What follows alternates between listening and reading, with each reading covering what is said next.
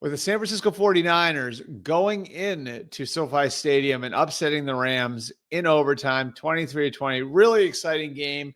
Came down in the end to Sean McVay going for it on 4th and 1. The Niners are able to get a stop on Kyron Williams. And that puts the Niners all alone for the time being in the NFC West in first place at 4-1. The Rams are now 3-2. And I think the story of this game is, without question, the resilience and the wherewithal of that Niners team and of that Niners program. This is a beat-up, battered 49er roster. They went into last night's game. No Nick Bosa, no Ricky Pearsall, no Brandon Ayuk, no George Kittle, no Brock Purdy. And I'm not going to say no problem, because I think they're better when they have all of those guys. But maybe it's a little bit less of a problem for them than it would be for other teams, because of how well coached they are and how well balanced they are, and how they're always able to come up with a plan that fits the personnel that they have on hand, whether that's the all-star team they're able to put out there in some circumstances, or whether it's the version that we saw last night, which was a lot less than what they have at full strength. And the story, of course, is going to be Mac Jones throwing for over 300 yards, but I think he encapsulates the bigger picture of what we're talking about here, where Kyle Shanahan and Robert Saleh and all the guys on that staff do such a good job of leaning in to what those guys are good at. And I saw it a couple of weeks ago when I was talking to Mac Jones coming off of a win against the Saints, and he explained to me what Kyle Shanahan was doing for him. Now, remember, those two guys got to know each other a little bit before the draft in 21. A lot of people assumed that Mac Jones was going to wind up being a 49er when the Niners traded up from the 12th pick to the 3rd pick that year. It didn't wind up happening, but I think the fit remained. And so that's something Mac Jones had always kept in the back of his head. And, having the opportunity to become a free agent for the very first time, he winds up signing in San Francisco based on that fit. And having talked to him coming out of that Saints game, you can see why, and you can hear in his voice how excited he was to be in the spot he's in, even though he's not a starting quarterback there.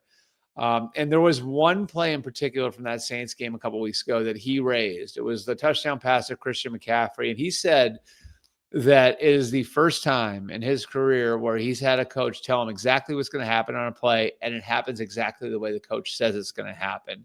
And that when Christian McCaffrey went into his break, he was going to be wide open. The play was right there for him. And Mac Jones, because his feet were in the right place, because his eyes were in the right place, was in position to make the throw there. It was an easy touchdown, and it looked like an easy touchdown, but a lot goes into those sorts of things. And I think the comfort level that Mac Jones has in the offense is obvious. And in part, it's because there is some carryover from what he was doing with Steve Sarkisian at the University of Alabama all those years ago. Sarkisian, of course, took over for Kyle Shanahan in Atlanta, if you want to go back almost a decade, when Shanahan went to San Francisco. And just, again, tying, what you're seeing to your footwork, to the progressions in the offense, all of that makes sense for Mac, because it's sort of how he was raised as a quarterback. And so I think it's just, when you look at a night like last night, it's organizational triumph. It's the different pieces of the organization working together. It's going out and making sure you're bringing in the right kinds of players and having the sort of program that can reintegrate players. You bring back a Kendrick Bourne, a Gross Matos, who winds up getting hurt in the game, but was important with Bosa out. You're able to bring him in and revive his career under a position coach, and Chris Kacerek, who's done that over and over and over again. You see these things all over the roster. And again, it's the personnel department going out and finding fits. It's the coaching staff being flexible enough to lean into what their players do well. I just thought it was such an impressive thing. And the Niners are now 4-1, all alone again in first place in the NFC West. And you look at their schedule, and I have it up here. Big game next week at Tampa. So obviously that's going to be very challenging. Then they get the Falcons, then they get the Texans, then they get the Giants. And you're seeing where they could start to build a little bit of a head of steam here before they play the Rams again on November the 9th.